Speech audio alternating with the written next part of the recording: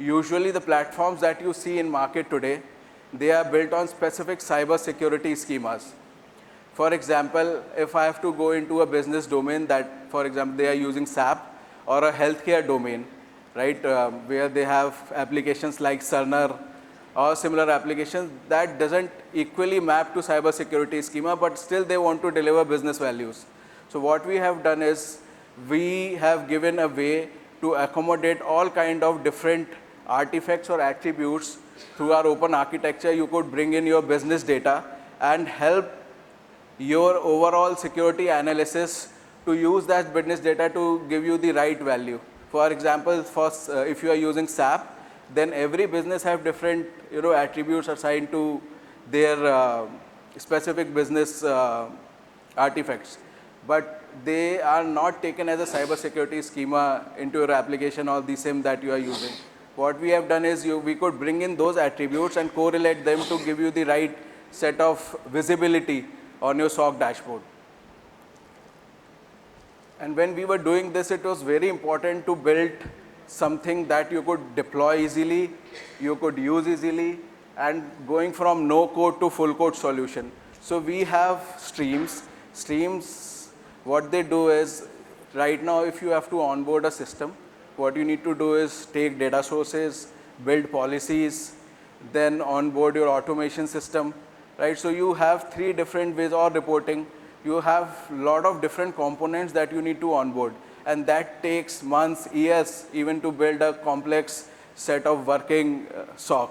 What we have done is we have came up with a solution called streams. What they are set of business packed use cases. They not only have your way of getting data, how do you detect from that data, how do you deliver automation through that data set, and how do you report it to the customer. All that packaged into a single click solution. So when you onboard our product, from the perspective of getting the right value ASAP, right? So as soon as you bring in the product, you download that package in production, it gets mobilized into within few minutes. So that's what we do with streams. So as a binary flux solution, moving from SOC 2.0 to 3.0, it was important to make things autonomous. It was important to help customers get the production value right away with a single click, and also give them the deep understanding of context, data, hidden context that they don't get from the current solutions. So I'll stop here, and thank you very much. If any questions, I'll be very keen to take them. We have our booth outside. Please visit our booth, and I'll be very keen to take your questions. Thank you so much.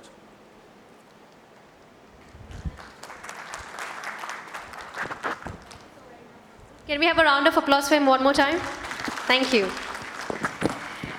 And with that, ladies and gentlemen, we now move forward to our next segment, which is a presentation by Checkpoint.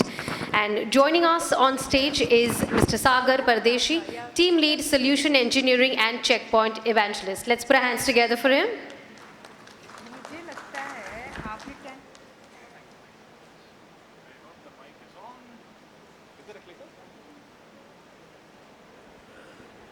Hello, can you hear me? Fair and good. A very good morning. Okay, I see it coming. Just give me a second for the clicker to come in. Thank you so much. Yes. So firstly, a very warm welcome and a very good morning, everyone. In the next few minutes, I'll be covering on something called as hybrid mesh architecture. And we'll get into some technicalities, and I'll keep things at a very higher level just to give you an overview in terms of what Checkpoint is doing down the line. Because many of us in the room right now know us as a firewall-based organization where it all incepted like 30 years back. I'll just try to take you through in terms of the journey and in terms of where we are heading next. Before I start with this presentation, right, I just wanted to relate something which is very much similar to a hybrid mesh architecture. What you see right now on the screen is the network layer of how our railways looks like. And I still was able to get a pretty decent picture, because if you zoom in or if you double tap into it, It's pretty much dense. The construct which I want you to take away from this slide is, it's a decentralized network. It's not like the traditional hub and spoke environment like you see in the cyber world. And that is the exact same case what we see for the internet. Internet is more or less on the same lines.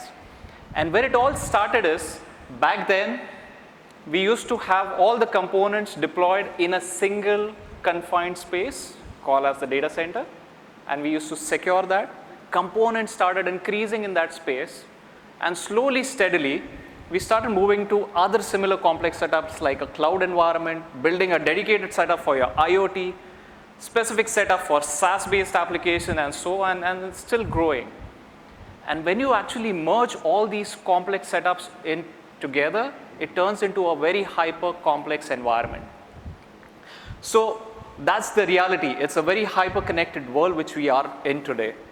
So the question which it comes to is, what is the right approach or the architecture which one needs to define in order to have security or connectivity across all these different components? And the next question which comes down the line is, what is the relevant platform which we can use in order to manage these different components? So today, specifically in the next few minutes, I'll be tapping particularly on these two components, which is the architectures to start with, and the next would be the platform. So let's focus on the architecture, right? So SASE is one of the very critical component of this architecture. And SASE is there since a very long time now. But if you see this environment, like it's more of a hub and spoke setup which we have. So you have different data center, cloud, branch, all connected to the SASE. And it is a good architecture. We also follow the same architecture. But down the line, I want you to understand what's something which is beyond this architecture. So how does SASE started? It started with organizations adopting SASE setups for remote users, connectivity to the data centers, connectivity to the cloud.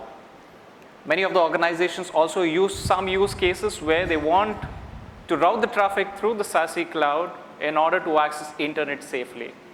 I'll give you some more better examples in terms of how you can access the internet safely as well as for the remote users shortly.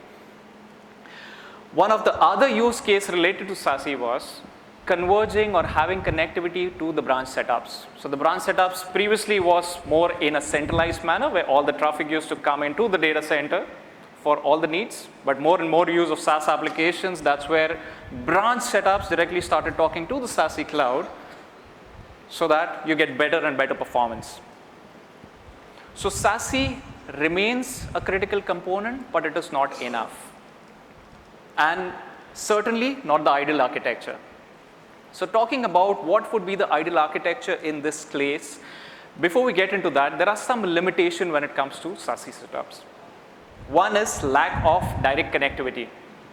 So let's say, for example, I have a data center somewhere here, okay? And I have a branch user somewhere at the right-hand side. I don't need to traverse my entire traffic to a cloud SASE to and fro.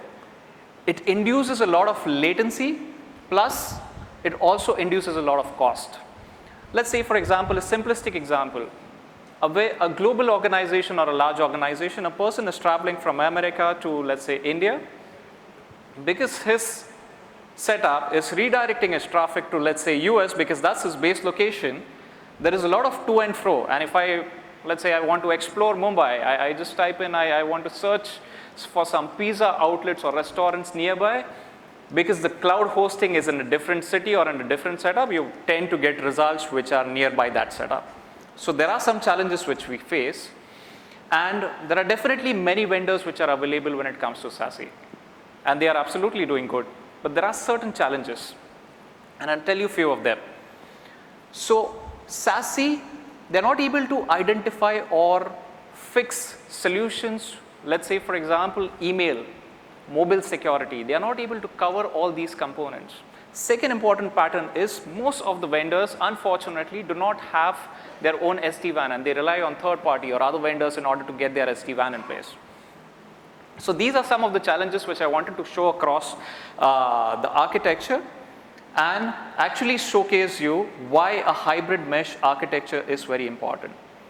So SASE or hybrid SASE remains the central component of it, but the other major side is every different component, be it cloud, be it branch, be it mobile, be it email, be it IoT, be it SaaS application, should be communicating and should not have a dependency on a single common point.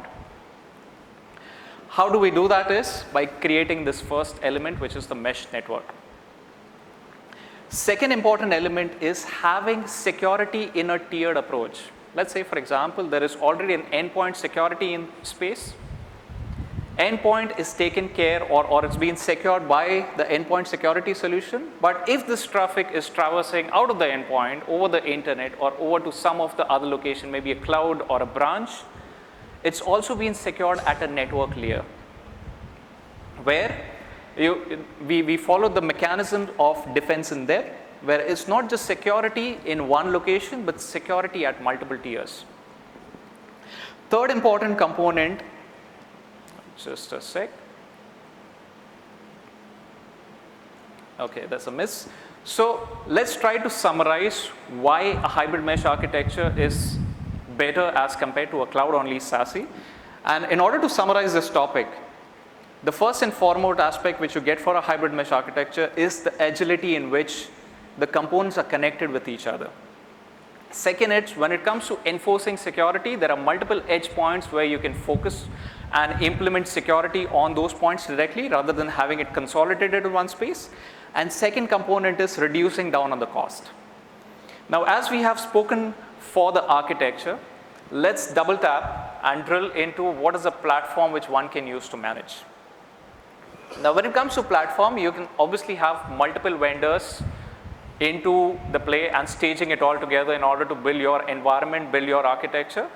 But in Checkpoint, how we do it is, we have the hybrid mesh, which forms the base fundamentals of all the products which we have to offer. So we have product solutions right from Quantum, which is in order to provide security for network solutions, CloudGuard to provide security for cloud solutions. And similarly, we have something called as Harmony portfolio, which is providing security solution for the workforce.